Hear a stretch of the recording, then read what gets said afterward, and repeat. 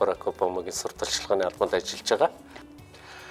Номны зардлын хувьд бол би өмнөх номоо бол би Монголд хэвлүүлж ирсэн л да. Бас их өндөр өртгөөр хэвлүүлж ирсэн. Энэ удаад арай хямд төсрийн хайсан. Тэгээд би Бээжинд хэвлүүлсэн юм аа. Манай найз нар их тусалсан. Пирамид компани эзэн одоо дэлгэр цогт байна. Сиэтл манай том хүү байгаа. Бас одоо энэ чулууны үйлдвэр байгууллагад ажиллаж байгаа Ганбат гэдэг бас найз. Тэгээ яг найз нөхдөд хүрээд нэг 4-5 хүн надад тусалсан. Тэгээд номны ихэнх зардлыг тэд нар бас гаргацсан юм байна. Би бас тэднэрт ард нь талархлыг өгсөн л дээ. Яг бичгээс арга байхгүй. Яг гэвэл тэр улсууд миний энэ хийж байгааг бас бусдаас илүү их сайн мэддэг. Бас тэр хэрээр их сайн дэмждэг. Гэ галахаа мундаг шүү. Айлуу чадах юмар туссан шүү л гэдэг. Тэгээ бас их сайхан сэтгэл гаргаж их олон хүн зүтгэсэн.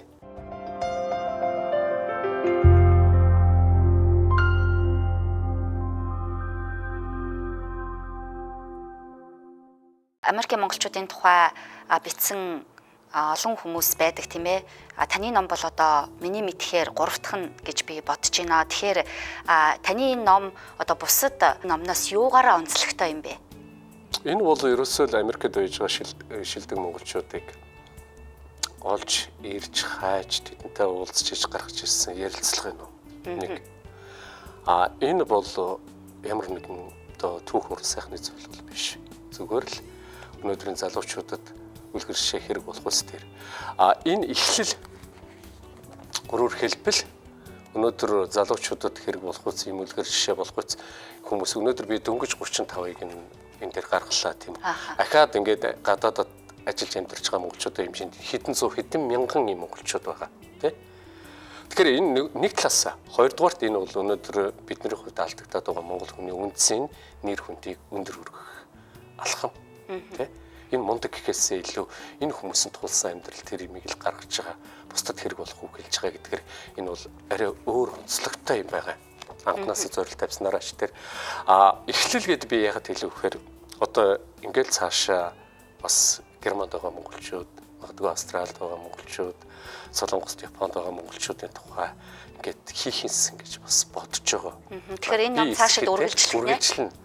Би эсэхэд бас өөр хүмүүс ч гэсэн ингээд хийгээсэй гэж хүсээд бид нар өнөөдөр бие нэрээ бахарахгүй болохгүй байна. Тэ?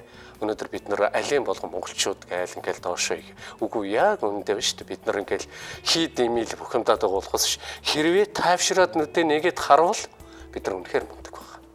Энийг л олж харах хэрэгтэй байгаа юм л та тий. Тэгээ хүлэн зөвшөөрөх хэрэгтэй, бахархах хэрэгтэй тий. Яг энүүгээрээ бол энэ ном бас их онцлогтой.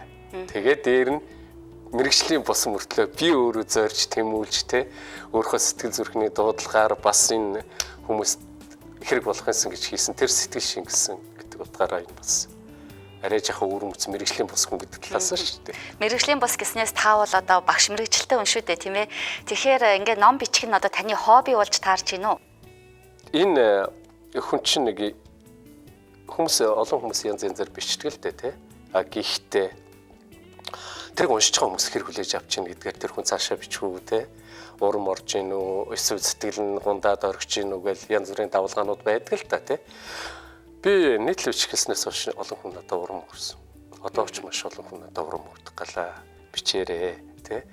Сайн муу болж байгааг би мэдэхгүй зүгээр би өөр хороод бичдэг. Гэхдээ тэр нь хүмүүсийн сэтгэл зүрхэнд хүрч байгаа бол би хүнд хэрэгтэй юм хийж байна гэдэг утгаараа те би бичээд байх хэрэгтэй.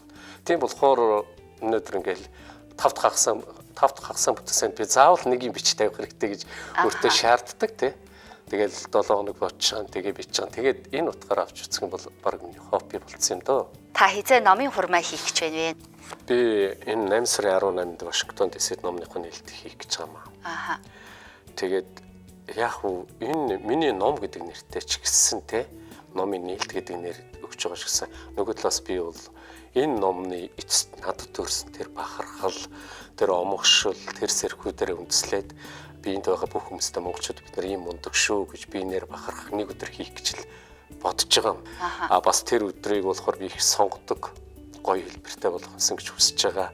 Тэрний одоо Чикагод байж байгаа сонгодог хөгжмийн хамтлагийг урьсан бас энэ номны зочд маань их олон ороо ирнэ гаднаас Би шоу гэдэг хүн биш те. Гэхдээ энэ шоу юм хийсэн шиг хийчи гэдэг бодлоос одоо тэгэл зүтгэж байна. Маш их бэлтгэл ажилдаа орсон маш их ачаал орж ирж байна.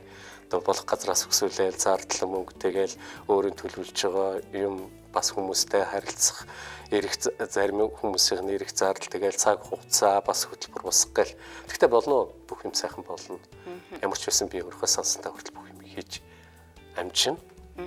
Бас энэ хүмүүсийг ч гэсэн бас намайг дэмжиж ингээ хамтдаа нэг өдөр нэг сайхан юм хийчихял гэдэг л ийм л зүтгэлээр л явж байгаа юм л да одоогор бол.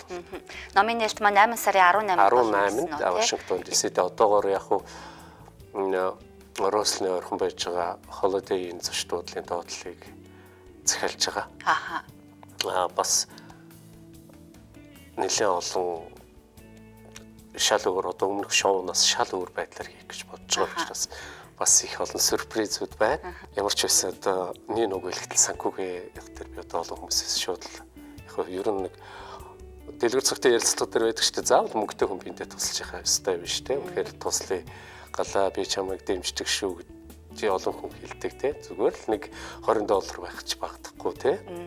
Тэг чинь би бас олон зардыг шийдэж дөнгөн те. Тэр хэрээрэл шинэ зардал шийдэх тусмаа тэр хэрээрэл би хүмүүсийн сэтгэлд хүрсэн сайхан юм хийж байгаа бодож байгаа. Миний амьдралдаа анхны бөгөөд эцэг удаа их гоё шоу Америкт. Гэхдээ сэтгэлээ гаргаж байгаа болно их сайхан юм хий. Таны номыг хүмүүс хаанаас олж унших вэ? Пэйжгээс нааш ачуулсан зүгээр 8 сарын 18-наас өмнө юунаас амжиж ирнэ. Монголд болохоор манай бас энэ номыг хийхэд манай дунд хүү бас баг болж оролцсон байгаа номчимтэй. Тэгээд би тэр сурталчилгаан дээр утасны дугаараа тавьсан байж байгаа бас интер номын сүлжээтэй холбогдоод тэнд борлуулах гэж байгаа бас amazon.com дээр бас энийг одоо томоохгүй байршуулж байгаа. Америкт бол яг хуу би ерөнхийдөө шоун дээрээсээ борлуулалтаа эхлэх санаатай байгаа. Тэгээд энэ номыг бол Монголд бол 20 мянган төгрөгөөр борлуулж байгаа юм. Америкт бол би энэ ном $20-оор үнэлж байгаа. За тэгээд танд одоо сүүлчийн асуултыг үлдээе. Өнөөдөр бид нар хөгжиж байна монголчууд. Гадаадд байгаа монголчууд өөр өөрсдөө төвшөнтэй их мундаг болж байна. Амьдралын утга учир маш олон орны хөгжлийг өөрөө орны хөгжилтэй харьцуулж бас их олон мэдэрдэг болж байна. Энэ олон хүмүүс зүгээр л нэг бадарчилж дэлхийгээр яваагүй. Энэ хүмүүс дандаа өөрсдөө хөгжүүлж явж байгаа. Энэ хүмүүс тэр хэрээр одоо өнөөдөр монголчуудын монгол хүний үндсийн нэр хүндийг өргөх цаг болсон. Бид нар биенийг бүхэндажтэй доош нь хийж бид нар юу юм бэ гэдгээ одоо болох цаг болж байна тий. Үнэхээр юм хийж байгаа нэг дэмжих хэрэгтэй байна тий. Бас тэр хүмүүсээр бахархаж сурах хэрэгтэй байна. Тэгэхээр яалтчгүй юм хийж байгаа мундаг залуучуудаа хүлээн зөвшөөрөх хэрэгтэй байна. Илүү бид нар нэр хүнд үндсэний одоо өргөж явах цаг болжээ. Бид нар өөрсөндөө итгэх хэрэгтэй болжээ. Энийг л би энэ дээрээс олж харсан. Тийм учраас би энийг л өгүүлж байгаа юм тий. Тэгэл миний түрүүний эхлэл гэдэг маань юм учиртай юм. Цаашдаа мэдээж энэ талаар би өөрөө зүгээс чадах бүх юм аа. Тийм учраас намайг дэмждэг. Бас надад дандаа сэтгэлийн урам маш сайхан халуун дотны үс хэлдэг тэр хүмүүст ч гэсэн би танарт маш их баярлалаа.